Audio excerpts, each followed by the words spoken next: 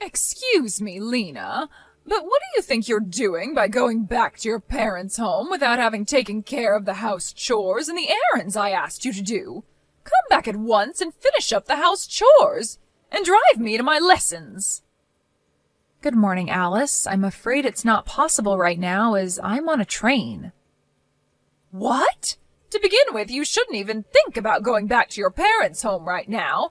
I don't care whether you're on the train or not. You can get off at the next station, so come back home at once. I believe I told you before that my brother is getting married, so I will be away for about a week or so. I do remember you telling me, but I don't remember giving you the permission to go back.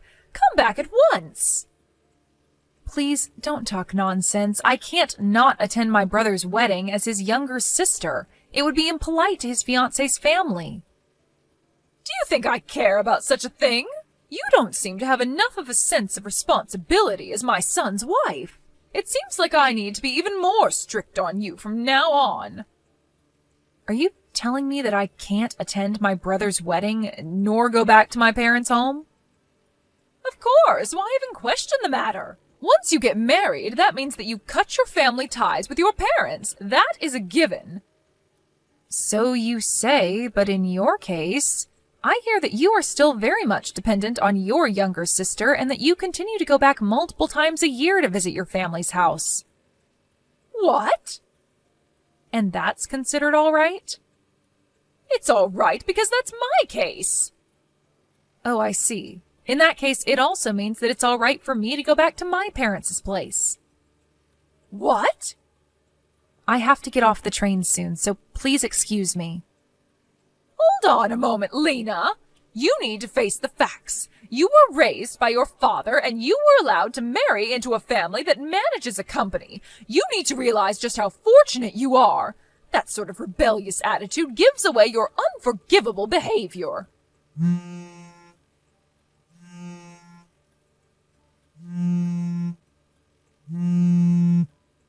If this is how you want to deal with the matter, then I will take action. Don't come begging for my forgiveness later. Lena, seems like Mom did something crazy again. Oh, John. I came back home from work and was getting out my formal wear when Mom started complaining to me about you.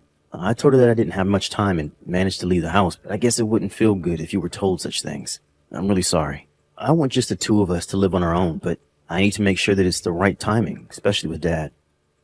I'm fine. I know what your plans are, and I'm pretty good at resisting, so no worries. Yeah, please hold on tight for a little longer. I'm sorry. Yeah, really, don't worry. And where are you now, John? I just met up with Dad at the train station and I'm standing on the platform. We'll be taking the train we plan to take. I got it. Safe travels. Yep, thanks. Excuse me, Alice. Nearly all of my things arrived at my parents' place today. This is more or less everything that I had in the house. Oh, did they arrive? I sent your stuff to your parents' place, of course, with cash on delivery. There was much more stuff than I thought, so packing them was such hard work. Could you explain to me what is going on? Well, you ignored my order and went back to your parents' house. That means that you have no intention of coming back here, right? That's why I kindly packed up your things and sent them to your parents' place. Oh, I see. Well, thank you. Why don't you just get a divorce now? If you don't plan to come back, that also means that you don't plan to continue being married to my son, right? If you wish, I can send you the necessary divorce papers all filled out for you with my son's name on it. No, that will not be necessary. Oh, really? Even if you try to resist getting a divorce, you won't be able to enter this house anymore. After all, you disobeyed your husband's mother's order and went back to your parents' home without my permission. Did you understand me? You are not to come back here any more. Yes, as you wish. Oh, so you do listen to me on that point. That's right. It seems that we agree on that point. Or rather, it's the only point we agree on. Thank you for sending me my things. However, I can't take any responsibility for whatever may happen later on. What? John will be messaging you later. He told me. Please excuse me. John, Oh, I was just messaging with Lena. Why did you do such a thing? What are you talking about? Things are really chaotic here right now because you sent all of Lena's things to her parents' home. In order to find out what made you do this, Lena messaged you, and you told her to divorce me? What? You saw that message? That's right. I saw the messages word for word right next to Lena. Dad was also reading them with us. Your father? What? Your father is also there? Why? What is going on here? I thought that you and your father were going to attend a wedding of one of your partner company's presidents. That business partner happens to be Lena's brother. What? That means Lena's brother's wedding that she attended is the same one that you and your father attended? The one with your business partners? Goodness sakes, did you think that these would be two different weddings on the same day? Well, yes. When we exchanged greetings with Lena's family, I explained to you about her brother. Don't you remember? Oh, was that right? And also, I remember now how rude you were when you found out that Lena grew up in a single parent's home.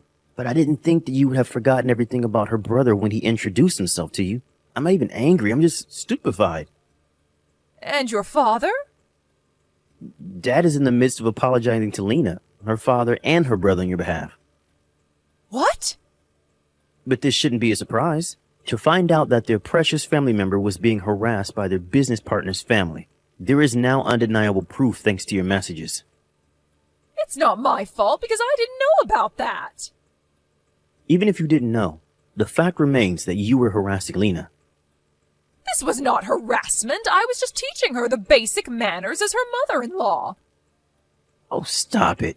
It's just miserable hearing you make excuses like this. But Well, whatever it is, the consequence will be the same. the consequence? We ended up doing this ahead of the schedule since you sent Lena's things to her parents' house. But enough is enough. There is no use waiting around anymore. John, what are you talking about? Dad is going to take the first train back home tomorrow and explain things to you then. That's all for me. Bye.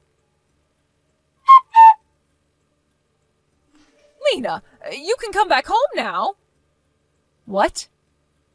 Also, tell me your brother's contact information. What is going on? I'm not harassing you, and I need to clear up this misunderstanding with your brother. I hear he's the president of my husband's business partner's company. This is how things are, so you come back home right now and tell me your brother's contact information. Excuse me? Do it quickly. I am no longer a part of your family anymore. What? John has decided to change his last name to mine. What? What are you saying? Also, I hear that your husband asked you for a divorce. How do you know that? Well, I had heard about it from him previously. What? Beforehand?